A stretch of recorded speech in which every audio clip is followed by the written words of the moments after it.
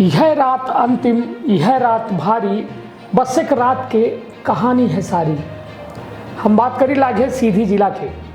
सीधी जिला वहाँ कल यानी 12 तारीख का 12 अगस्त का नगर पालिका के अध्यक्ष के चुनाव है और परव यानी 13 तारीख का सीधी के जिला पंचायत के अध्यक्ष के चुनाव है। हालात यह है कि अब महज कुछ घंटा बचे हैं नगर पालिका के अध्यक्ष के चुनाव में और लगभग 24 घंटा से थोक ज्यादा बचे हैं सीधी के जिला पंचायत अध्यक्ष के चुनाव में।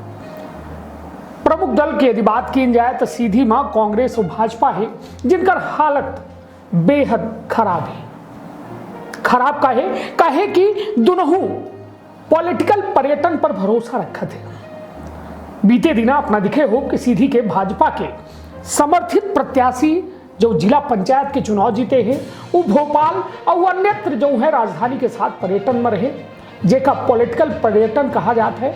और अबे हाल ही में कुछ तस्वीर सीधी मां सामने आई जोड़े मां सीधी मां कांग्रेस के समर्थित प्रत्याशी जो है छत्तीसगढ़ के पॉलिटिकल पर्यटन में रहे। सवाल यह उठा है कि आखिर यह पॉलिटिकल पर्यटन की जरूरत क्या है, का अपने दल के सदस्यों पर भरोसा उठ चुका है। सवाल बेहद बड़ा है काहे कि लगातार होने वाली क्रॉस वोटिंग के डर दोनों जो है बड़ी पार्टी का सताए रहा है। सबसे बड़ी बात की नगर पालिका के सत्ता में काबिज हो और जिला पंचायत के सत्ता में काबिज हो, यह बात के द्योतक हो जाए कि 2023 के चुनाव सीधे एक बेहद आसान हुई वह पार्टी का जे ये दोनों जगह पर आपन सत्ता काबिज के लिए। तो विंध्य क्षेत्र के ये पहल बघेली न्यूज चैनल पर हम कनिष्ठ तिवारी अपना पंचन का सभी जनन का प्रणाम करी थे और शुरुआत करी थे यह सियासी खबर के जो सीधी के खातिर बेहद महत्वपूर्ण है। यदि बात की जाए सीधी नगर पालिका के काहे की ओकर काले चुनाव है। अब सीधी में 24 वार्ड है जोड़े में 14 कांग्रेस के प्रत्याशी हैं, बीजेपी के 6 थे, आम आदमी के 8 थे, निर्दलीय के 3 थे। निर्दलीय में ward number 6, ward number 15, ward number 20 के प्रत्याशी जो है जीत हासिल करेंगे। हालांकि 14 ऐसा आंकड़ा है जोने से कांग्रेस जो है पूरी तरह से अपन सरकार नगर में बना सकती है, मतलब नगर पालिका में बना सकती है। लेकिन सवाल यह उठत है कि यदि 3-4 जने क्रॉस वोटिंग कर दे ही कांग्रेस के तब फे का हुई, तब फे हालात बदल जाएगी। हालात काहे बदल दी, सीधे तौर पर अंक गणित के हिसाब से समझी कि 12 सीट 12 दूना 24 होत है और यह 12 दूना 24 हो में यदि यह देखा जाए तो सिर्फ महज 2 सीट ज्यादा ही नगर पालिका में कांग्रेस के पास। अब यदि भाजपा या गुणा गणित में देखब तो 6 सीट भाजपा के लगे, उनका खुद के ही 4 थे, मतलब एक आदमी का आम आदमी का मिलाए के 3 निर्दलीय यदि जुड़ जाए तब 6-4-10 हो जाते हैं। और यदि 3 जने क्रॉस वोटिंग कर दे थे कांग्रेस के तो सीधे तौर पर भाजपा समर्थित नगर के अध्यक्ष बन जाए, मतलब सीधी नगर पालिका में नगर पालिका के सरकार बन जाए। तो सीधे तौर पर समझी कि यह चुनाव जो है अभी खत्म नहीं भाई। कहा थे ना कि जो अंतिम सेमेस्टर के परिणाम होते, जैसा मान ली 2 साल के अपना पढ़ाई करें, 4 सेमेस्टर की परीक्षा है तो अंतिम सेमेस्टर के जब भर परिणाम घोषित न हो जाए तब तक अपना का पास नहीं माना जाए। और वह हालात जो है लगभग सीधी नगर पालिका के अध्यक्ष में दिखाए रहे। अमूमन यह कहा जाता है कि विनोद वर्मा के पुत्र वधू काजल वर्मा वो जो है प्रबल दावेदार के रूप में कांग्रेस के प्रत्याशी बन सकती है। और दूसरा एक सीट वो ही जो सोनम सोनी है वो वार्ड नंबर 17 से प्रत्याशी बन सकती है अध्यक्ष के। हालांकि अब कौनों में के विहिप नहीं जारी भा है न कौनों में के लेटर जारी भा है कि कांग्रेस कौने सदस्य का अपन अध्यक्ष पद के उम्मीदवार बनाएगी, न भाजपा ये बात के जाहिर कर रही है। हालांकि भाजपा अंदरूनी तैयारी तेज कर रही है और यह अंदरूनी तैयारी में हालात दोनों पार्टी के खराब है। वाता बीते दिन आप सोची मझौली नगर पंचायत के चुनाव में भाजपा के हालांकि पोल खुल चुकी है।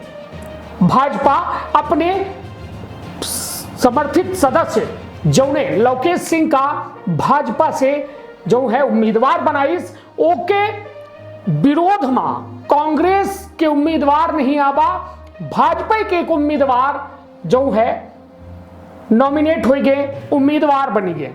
और भाजपा की ये लड़ाई है, क्रॉस वोटिंग है। और भाजपा के जो कहा जाए विहिप जारी भर रहा कि लोकेश सिंह उनकर उम्मीदवार हो ही ओहिन के विरोध में जो है वोट पड़ गए और दूसर भाजपा के प्रत्याशी चुनाव जीत गए।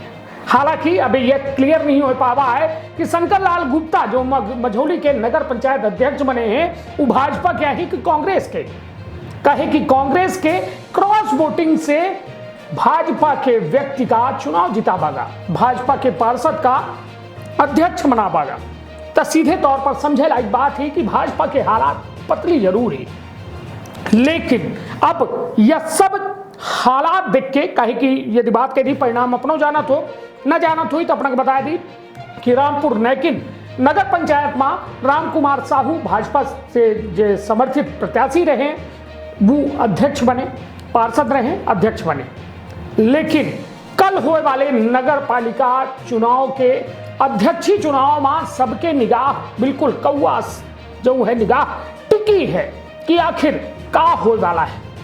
14 सीटों के बाद यदि कांग्रेस अपन सरकार नहीं बनाए पाई ता कांग्रेस के फिर 2023 के सपना में पानी फिर सकत है। काहे के सीधी के नगर सरकार के हवा पूरे जिला में पहुंची और जब जिला में कांग्रेस कमजोर साबित हुई, मतलब नगर में कमजोर साबित हुई तो ऑलरेडी जिला में कमजोर साबित हो सकते हैं।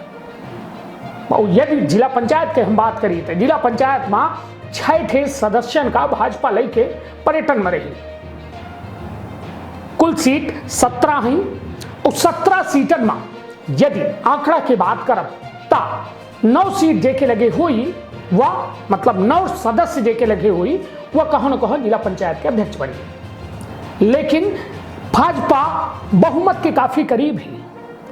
तब स्थिति यह है कि भाजपा समर्थित प्रत्याशी कहो क्रॉस वोटिंग ने कह दे। सबसे प्रबल दावेदार के रूप में रामजी मंजू सिंह के नाम सामने आ रहा है कि उनका कहो न कहो भाजपा वोट करे वाली है और कांग्रेस वोट करे वाली है। हालांकि अब माहौल का हुई और हालात का हुई बतावे वाला वक्त बताई, लेकिन हम यहीं से कहीं लागे बे कहीं लागे कि क्रॉस वोटिंग हो तय है। कांग्रेस वाले व्यक्ति भाजपा का वोट दे सकते हैं और भाजपा वाले कांग्रेस का दे सकते हैं। हालांकि सीधी नगर पालिका की यदि बात करब तो कांग्रेस के पलड़ा अबे भारी है, लेकिन यह भारी पड़ला कब हल्का हो जाए का कुछ कहा नहीं जा सके। और जिला पंचायत की यदि बात की जाए तो अभी कौनों में के ऐसा क्लियर जो है डायरेक्शन नहीं मिली है कि भाजपा के समर्थित अध्यक्ष के चेहरा को है और न कांग्रेस की यह बात क्लियर है कि आखिर समर्थित चेहरा को है। माना यह जान लाग है कि भाजपा अंदर अंदर राम जी मंजू सिंह का समर्थन दे रही है और कांग्रेस जो है देवेंद्र सिंह दादू का समर्थन दे रही है। अब देखो दिलचस्प हुई कि आखिर मामला क्या है, कहाँ मामला में पेच फंसा है, यह तो आवे वाला वक्त बताइए। यहीं से बे कही थे कि यह रात अंतिम, यह रात भारी, बस एक रात के कहानी है सारी। आपन यह खबर में राय अवश्य दे, आपन अपने परिवार के रखा बहुत ख्याल। धन्यवाद, प्रणाम।